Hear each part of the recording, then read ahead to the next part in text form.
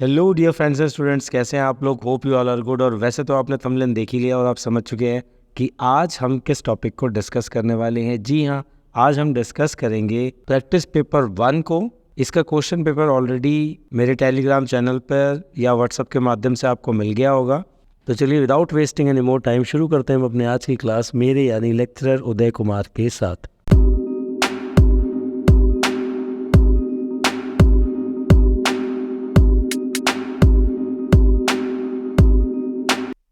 चलिए क्विकली चलते हैं पार्ट 1 की तरफ, यानी कि हमारा इस क्वेश्चन पेपर का जो कि अभ्यास पत्र 1 है, इसके अंदर जो फर्स्ट 12 क्वेश्चंस हैं ऑलरेडी, जैसा कि हम इंट्रोडक्शन में बता चुके हैं कि फर्स्ट 12 क्वेश्चन जो है वो 1 मार्क्स के लिए रहेंगे, एमसीक्यू फॉर्मेशन में रहेंगे। तो क्विकली पहले इसे देखते हैं।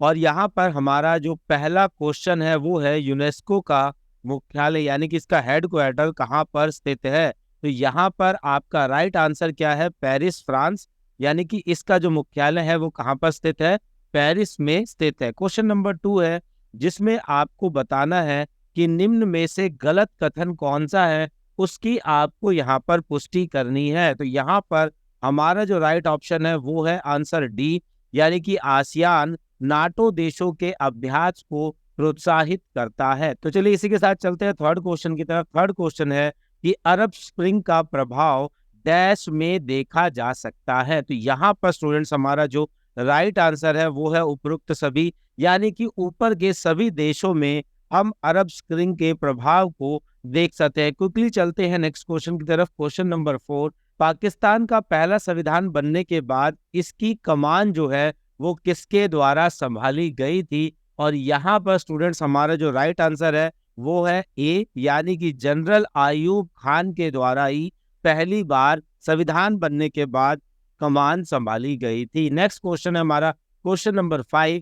क्वेश्चन कह रहा है कि बांग्लादेश डैश वर्ष तक पाकिस्तान का हिस्सा रहा। तो देखिए यहाँ पर आपको बेसिक क्या समझना है कि जब तक पाकिस्तान दो भागों में बटा रहा, यानी कि पूर्वी पाकिस्तान और पश्चिमी पाकिस्तान, तब तक का समय पूछ रहा है। तो यहाँ पर स्टूडेंट्स हमारा जो राइट ऑप्शन है वो क्या है, ऑप्शन डी, यानी कि 1947 से जब भारत आजाद हुआ था और 1971 तक, यानी कि भारत और पाकिस्तान के बीच में जो विवाद हुआ, जो युद्ध हुआ, उस समय तक बांग्लादेश पाकिस्तान का हिस्सा था, या हम कह सकते हैं कि ये क्या था, पूर्वी पाकिस्तान था। चलिए इसी के साथ चलते हैं नेक्स्ट क्वेश्चन की तरफ। Question number 6। क्वेश्चन नंबर 6 कह रहा है कि सरकार ने भारत में निवेश के लिए बाधाओं को कब हटाया। तो यहाँ पर स्टूडेंट्स हमारा जो राइट ऑप्शन है वो क्या है, ऑप्शन डी, यानी कि 1991 1991 में भारत ने ग्लोबलाइजेशन को अपनाया और भारत में जितनी भी निवेश को लेकर बाधाएं थी उसे समाप्त कर दिया गया। क्वेश्चन नंबर 7 है कि निम्न में से कौन सा सार्क का उद्देश्य नहीं है। तो इस तरीके के जो क्वेश्चन है वो आपको और अच्छे से समझने हैं, क्योंकि यहाँ पर कई बार क्वेश्चन आता है कि कौन सा उद्देश्य है। तो क्वेश्चन को अवश्य एक बार जरूर पढ़ लें। यहाँ पर क्वेश्चन क्या पूछ रहा है कि कौन सा उद्देश्य नहीं है। तो यहाँ पर ये जो आपका राइट ऑप्शन है वो है ऑप्शन बी, यानी कि सैन्य सहयोग की अगर हम बात करें तो यहाँ पर सार्क जो है वो इसकी चर्चा नहीं करता। क्विकली चलते क्वेश्चन नंबर 8 की तरफ।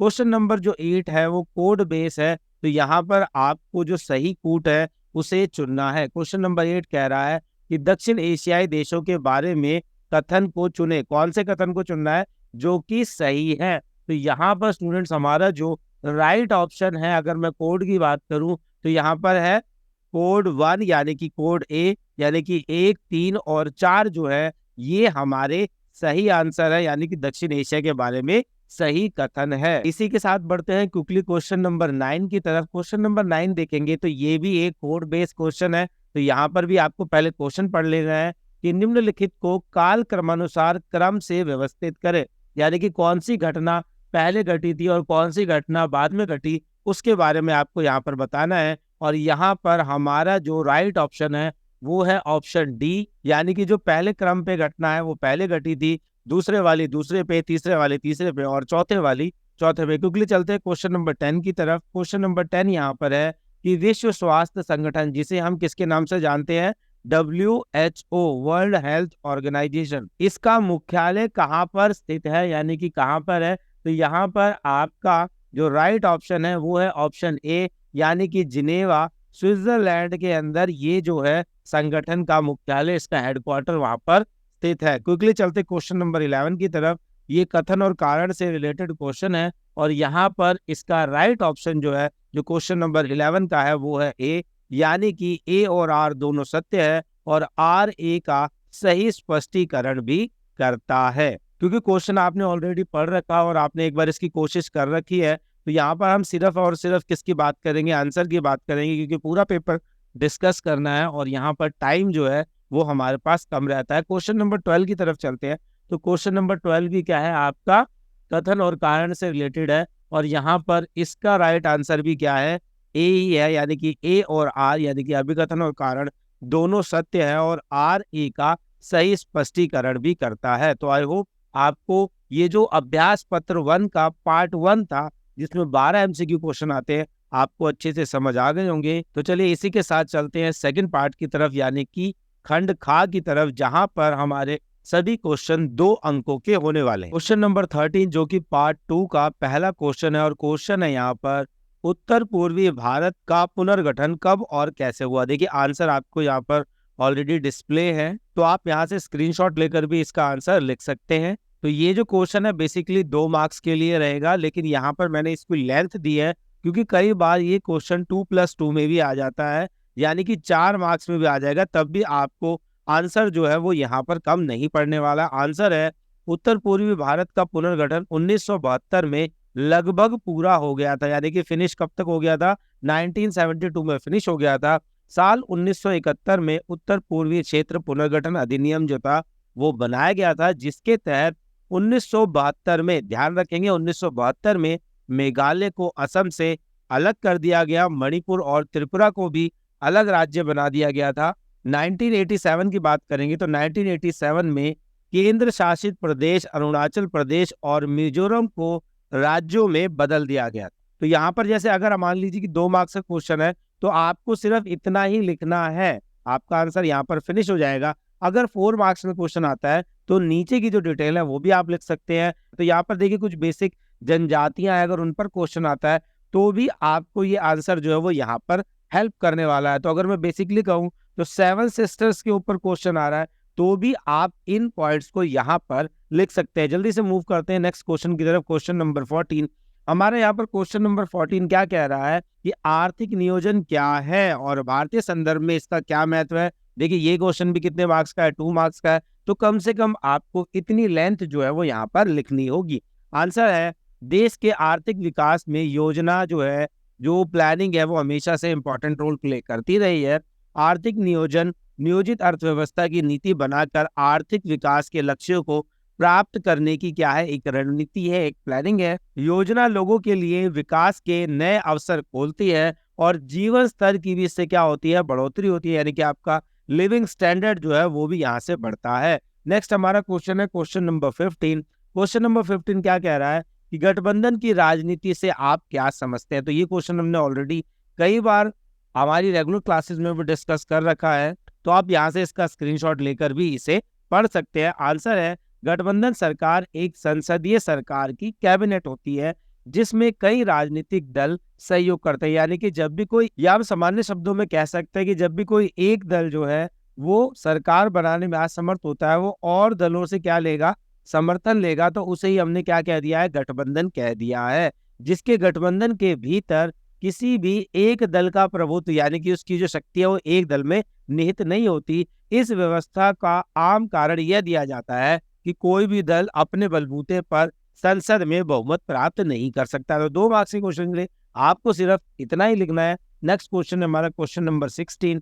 क्वेश्चन नंबर 16 यहाँ पर क्या कह रहा है कि पर्यावरण आंदोलन या सक्रियता शब्द की व्याख्या करें। तो आंसर में आप लिख सकते हैं कि पर्यावरणीय आंदोलन या सक्रियता व्यक्तियों और संगठनों के विभिन्न समूहों के साथ आने को संदर्भित करती है, यानी कि उसको बताती है, जो पर्यावरणीय चिंताओं को संबंधित करने के मुख्य उद्देश्य के साथ सामाजिक, वैज्ञानिक, राजनीतिक और संरक्षण क्षेत्रों के सहयोग में भी काम करते हैं। तो इसके लिए हमने किस शब्द का यूज किया है, पर्यावरण आंदोलन शब्द का यूज हमने यहाँ पर किया है। क्वेश्चन नंबर 17 की बात करेंगे तो क्वेश्चन नंबर 17 पूछ रहा है कि पारंपरिक सुरक्षा और सहयोग के बीच क्या संबंध है, आपको इसके बारे में बताना है।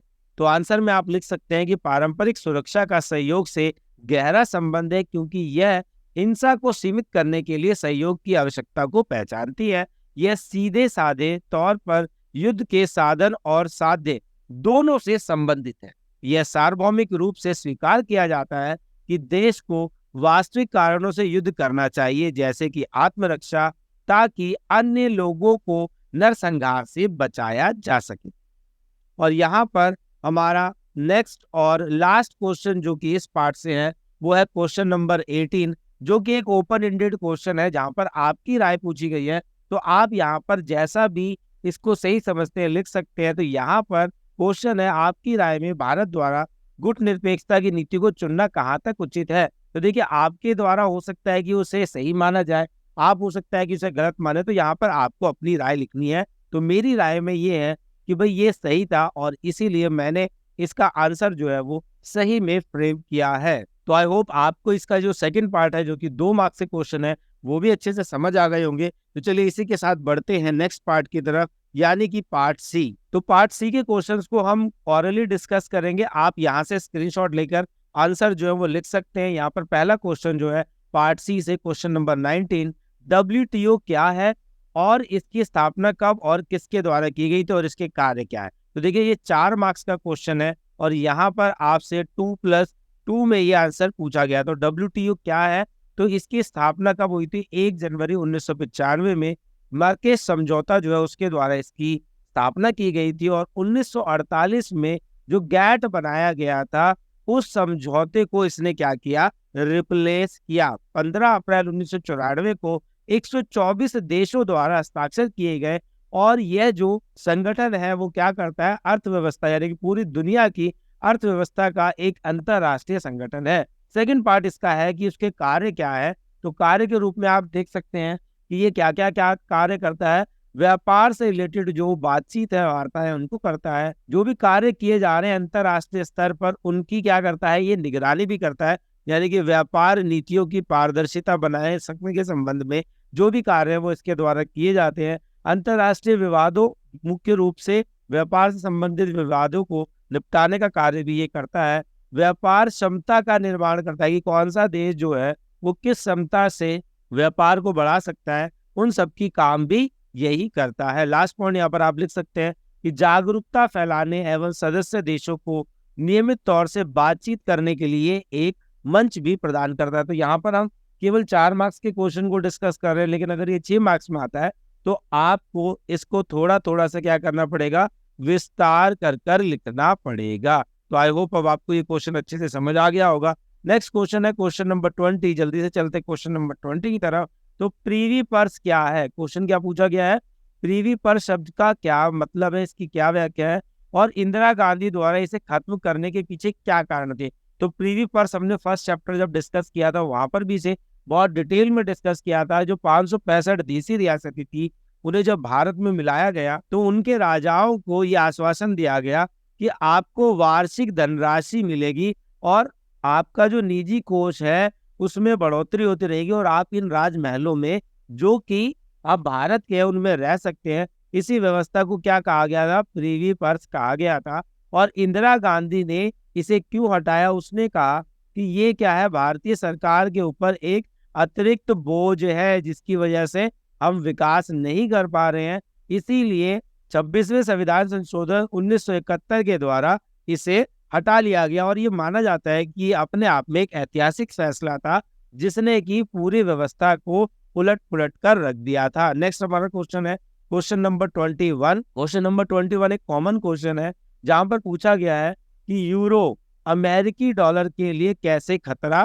पैदा कर सकता है। तो यूरो, देखिए यूरो कहाँ की करेंसी है? ये करेंसी है यूरोप की, और डॉलर कहाँ की है? वो है अमेरिका की। तो इस क्वेश्चन को हम ऑलरेडी अपनी रेगुलर क्लास में बहुत अच्छे से डिटेल में पढ़ चुके हैं। तो यहाँ से आप इसका स्क्रीनशॉट लेकर पढ़ सकते हैं। वीडियो लेक्चर ऑलरेडी लंबा हो गया है, तो यहाँ पर अब जो है मैं क्वेश्चन आपको दिखा दूंगा और आप उसका स्क्रीनशॉट ले ले, ताकि हम सभी क्वेश्चंस को कवर कर पाए। तो क्वेश्चन नंबर 21 का आंसर जो आपके स्क्रीन पे, इसका स्क्रीनशॉट लेके एक बार इसे पढ़ जरूर ले क्वेश्चन नंबर 22। क्वेश्चन नंबर 22 का आंसर अब आपके डिस्प्ले पर है, आप फ्लैश कर रहे हैं, आप इसका भी एक स्क्रीनशॉट ले लीजिए ताकि हम आगे बढ़ सकें। यहाँ पे हमारा क्वेश्चन कह रहा है वैश्वीकरण ने किसी राज्य की स्थिति को कैसे बढ़ाया है। तो यहाँ पर जो राज्य की जो क्षमता है वो किस प्रकार बढ़ाई गई है उसको यहाँ पर डिस्कस किया गया है। तो आगे के जो क्वेश्चन है वो भी इसी तरीके से डिस्प्ले पर फ्लैश कर रहा हूँ, तो आप वहां से उसका स्क्रीनशॉट लेकर या उसे पुश कर इसका आंसर लिख सकते हैं।